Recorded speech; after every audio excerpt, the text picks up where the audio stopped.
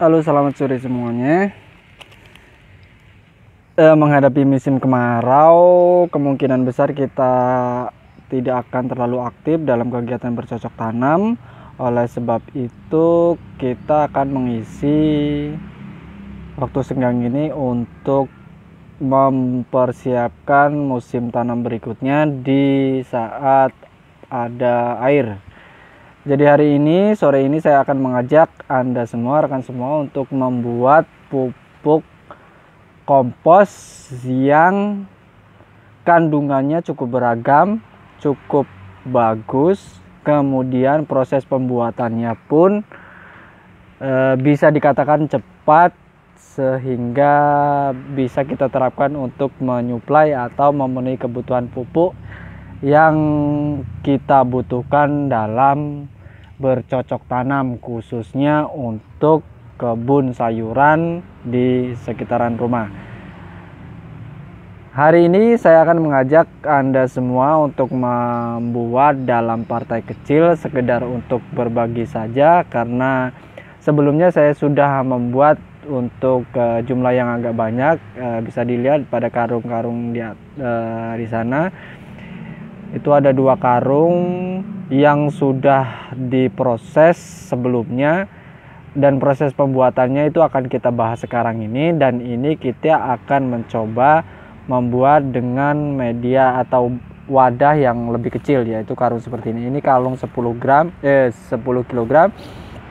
Jadi pembuatannya bisa lebih singkat. Intinya saya akan mengajak rekan semua untuk mempraktekkan bagaimana tahapannya supaya menghasilkan pupuk kompos yang bukan hanya gembur tetapi juga subur, bagus untuk tanaman yang akan kita tanam nanti. Nah, apa saja yang kita butuhkan untuk membuat kompos ini? Yang akan kita gunakan dalam pembuatan kompos ini adalah semua bahan yang ada di sekitar kita atau di sekitar rumah kita. Jadi kita tidak susah-susah untuk menyiapkannya, sehingga harapannya proses pembuatan pupuk ini bisa berjalan tanpa kendala. Nah, apa saja? Yang pertama adalah di sini kita menggunakan, ini adalah dedaunan kering. Yang pertama, bahan pertama adalah dedaunan kering. Kemudian yang kedua ada rumput-rumput atau daun-daun basah hijau. Ya, ini yang kedua. Kita sudah siapkan juga. Kemudian ada berikutnya di sini kita juga punya, ini adalah kohe kelinci. Yang ini kohe kelinci kita sudah persiapkan juga. Kemudian yang di sebelah sana, yang wadah ini adalah kohe ayam kampung, kotoran ayam kampung. Jadi ini untuk ini, untuk kohe kotoran hewan ini bisa alternatif ya, salah satu saja atau dua-duanya juga tidak apa-apa dicampur. Nah, untuk khusus untuk bahan yang satu ini, kohe ini, yang sudah pernah saya praktekkan, akan lebih bagus kalau kohe ini masih agak basah, artinya belum jadi kompos atau belum jadi pupuk, sehingga nanti bisa mempercepat pada proses pembuatan kompos yang kita lakukan. Nah, ini yang masih basah kalau bisa, tapi biasanya kalau masih basah ini akan menjijikkan, jadi kita akan agak-agak kerepotan atau kesulitan dalam pembuatannya. Nah, itu tadi bahan-bahannya. Selain itu juga kita siapkan juga tanah biasa. Ini sudah kita masukkan ke dalam ini, ke dalam wadah yang kita akan gunakan. Nah, ini tanah, kemudian ada rumput kering, kemudian rumputan basah, daun-daun kering, rumput basah, kemudian ada kotoran hewan atau kohe. Kita bahas satu persatu terlebih dahulu untuk bahannya ya. Dedaunan kering ini bisa kita gunakan berbagai jenis macam daun yang ada saja di sekitar rumah kita, di pekarangan rumah kita. Kemudian untuk yang basah, daun-daun segar ini atau rumput basah ini juga bisa seadanya, artinya yang ada di lingkungan kita saja, jangan cari yang susah-susah, yang ada saja kita ambil, kita siapkan seperlunya. Kalau bisa ada baiknya juga bisa ditambahkan dengan bonggol pisang atau batang pisang, bisa juga bagus. Kemudian bisa juga ada bambu, daun bambu ya, daun bambu juga itu bagus untuk ini. Kemudian untuk kohenya bisa pakai ayam, kambing, kelinci atau sapi, terserah yang ada. Mungkin yang paling banyak bisa disiapkan adalah kohe ayam, tapi tidak masalah. Kemudian langsung kita ke proses pembuatan kompos ini. Bagaimana sih caranya supaya membuat kompos ini agar bagus, hasilnya bagus, kemudian proses pembuatannya nanti jadinya itu lebih cepat. Nah, prosesnya kita jelaskan terlebih dahulu, nanti langsung kita praktekkan. Pertama-tama kita buat kompos ini akan kita buat berlapis-lapis. Lapisan paling bawah sendiri ini adalah tanah biasa, tanah kita lapisin tanah. Kemudian kita susun lagi lapisan kedua adalah dedaunan kering. Dedaunan kering ini kemudian kita masukkan di atas tanah yang sudah kita siapkan tadi pada wadah. Kemudian kita masukkan satu lapisan, kemudian diikuti dengan dedaunan yang hijau ya, dedaunan hijau satu lapis juga. Kemudian baru kohe. Setelah kohe, setelah 3 lapisan itu 1 2 3 tertata rapi di sini, kita kasih air, kita siram air di atasnya. Nah, untuk airnya ini bisa menggunakan air biasa, air cucian beras, urin kelinci misalnya, atau juga bisa dicampur dengan E4 juga bisa, terserah. Yang ada saja, yang enak saja, supaya prosesnya bisa tidak terkendala. Nah, seperti itu. Seterusnya setelah lapisan-lapisan itu tertata, seterusnya kita ulangi seperti itu. Tanah, kemudian daun kering, kemudian rumput-rumput hijau, kemudian kohe, kasih air, terus tanah lagi, dan seterusnya sampai wadah ini penuh. Setelah wadah ini penuh, baru nanti ditutup, kemudian dibiarkan sampai komposnya jadi. Nah, seperti apa pembuatannya, langsung saja kita praktekkan supaya lebih jelas. Nah, langsung saja akan kita susun ini, bahan-bahan ini akan kita buat, akan kita susun. Jadi ini pertama adalah tanah, kemudian kita campur lagi dengan ini adalah dedaunan kering. Jadi kita padatkan ya, kita padatkan satu lapis, kita padatkan, kemudian kita padatkan lagi semuanya kalau bisa sepadat mungkin. Jadi lapisan-lapisan ini dibuat padat supaya nanti bisa suhunya bisa maksimal.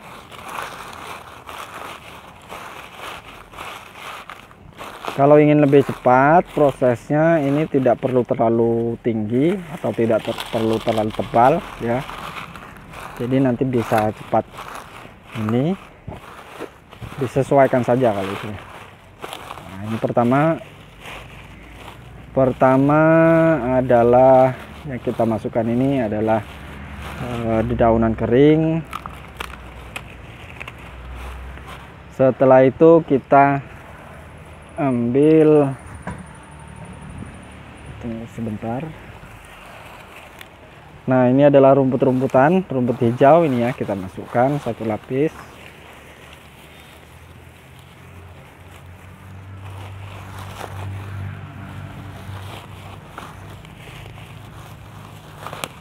Agak sulit juga ini.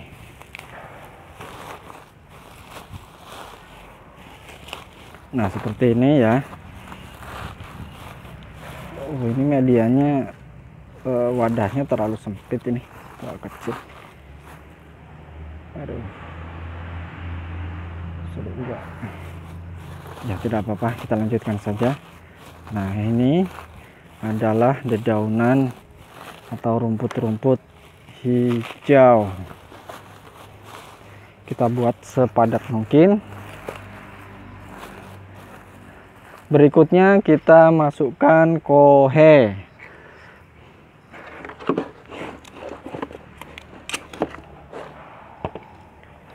kohe ayam. Kita tambahkan lagi, kita ratakan.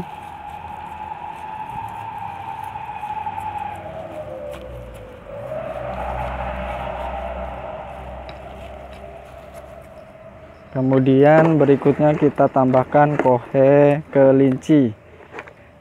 Nah, tujuan adanya kohe-kohe ini adalah supaya unsur-unsur haranya pada pupuk kompos yang kita buat lengkap ya. Bukan nanti jadinya bisa gembur, tetapi juga bernutrisi, subur. Nah, seperti itu. Biar bisa di ini aja, untuk kohe aja kalau kita buat, kita fermentasi, hasilnya bagus. Apalagi kalau kita tambah dengan komponen-komponen lain. Nah, seperti ini. Ini satu lapis sudah selesai. Kita tambahkan air.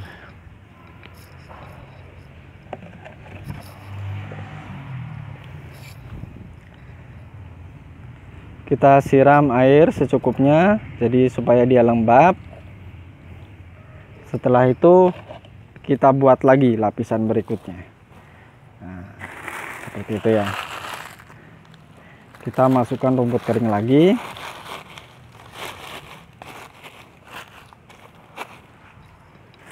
Sampai cukup.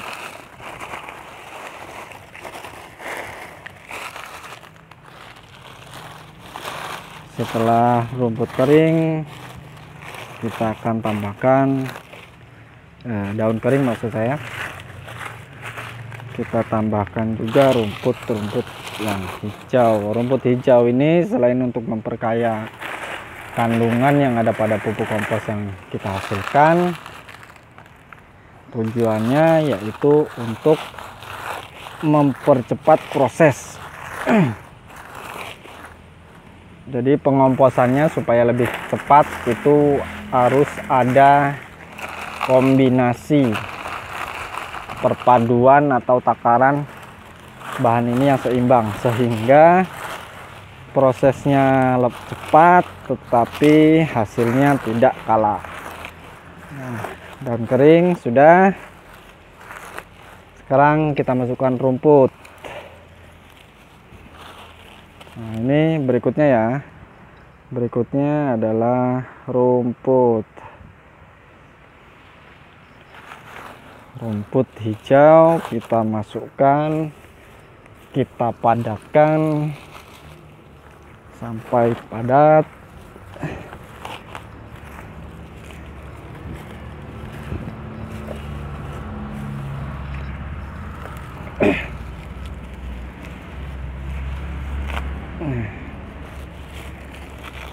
Seperti ini.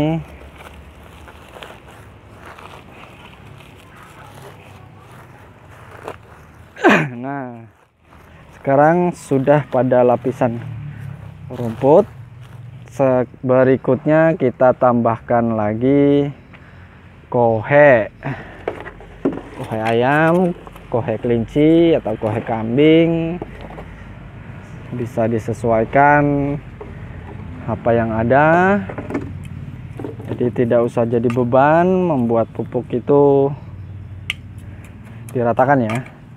Kalau bisa prosesnya bisa dijalani sehingga bisa mendukung kegiatan kita. Nah, jangan cari yang susah-susah, cari yang ada saja. Kalau tidak ada kelinci ya ayam, kalau tidak ada ayam ya pokoknya yang penting kohe. Nah, seperti ini. Ini kohe kelinci. Kita tambahkan secukupnya. Kita ratakan. Nah, seperti ini. Setelah rata padat, kita siram dengan air supaya lembab. Nah, kondisi lembab ini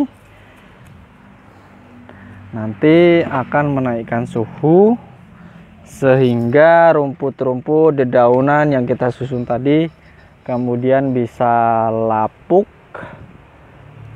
Kita siram secukupnya ya. Nah, sehingga nanti bisa jadi kompos dengan kandungan unsur-unsur hara yang kaya, yang bagus untuk kebutuhan tanaman yang akan kita tanam. Nah, seperti ini ya. Sudah selesai. Tinggal kita tutup saja. Seperti ini kita tutup.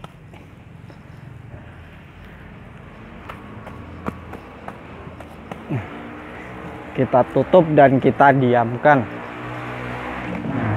Sementara tutup pakai ini aja. Oh, pakai apa ya? Sebentar, saya akan carikan dulu. Iya, nanti kita siapkan nanti. Kita siapkan. Yang jelas ini bisa kita tutup seperti ini. Kita tutup atasnya, kemudian kita biarkan. Lalu bagaimana proses selanjutnya? Apakah seperti ini sudah selesai? Untuk pembuatan kompos dengan metode seperti ini, hal berikutnya setelah selesai seperti ini, hal berikutnya yang perlu kita lakukan adalah mengendalikan atau mengontrol suhu yang ada di dalam sini. Jadi kita akan terus cek. Bagus kalau kita punya pengukur suhu ya, kita masukkan, kita tancapkan ke sini sehingga kita tahu suhu di dalam seperti apa, berapa, suhunya cukup tinggi atau rendah. Kalau dia rendah suhunya, jadi kita siram lagi, kita buat lembab lagi, kita padatkan sehingga suhunya bisa selalu terjaga. Nah, ini kalau sudah seperti ini ditutup rapat ya, bisa pakai plastik, di atasnya ditutup pakai plastik. Kemudian hal selanjutnya hanya seperti itu.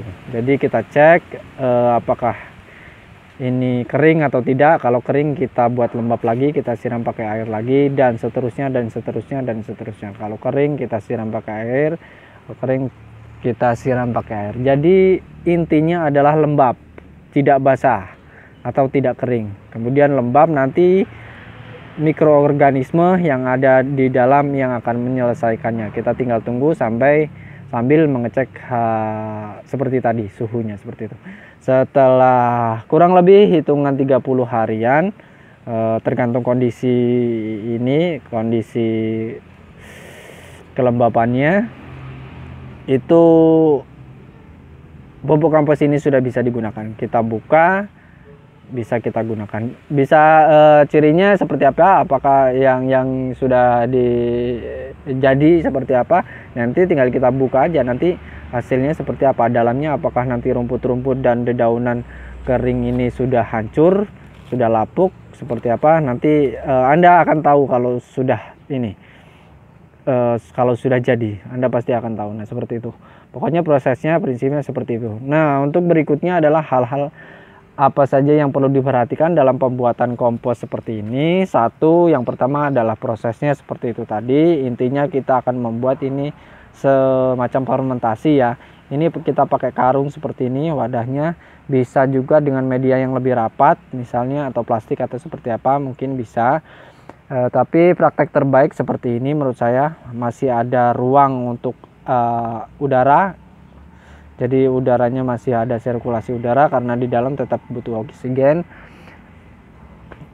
Atau bisa juga dengan wadah-wadah lain. Nah, ini untuk wadahnya. Kemudian untuk bahan itu semakin menurut saya semakin bervariasi bahannya semakin bagus. Misalnya saja dari dedaunan ini yang kita gunakan adalah daun kakao. Kebetulan yang ada daun kakao, daun coklat ya, yang kering. Kebetulan yang ada di sini itu, makanya saya gunakan ini. Kita bisa gunakan yang lain ya. Kemudian untuk rumput-rumput hijau ini juga seperti itu. Jadi semakin beragam semakin bagus.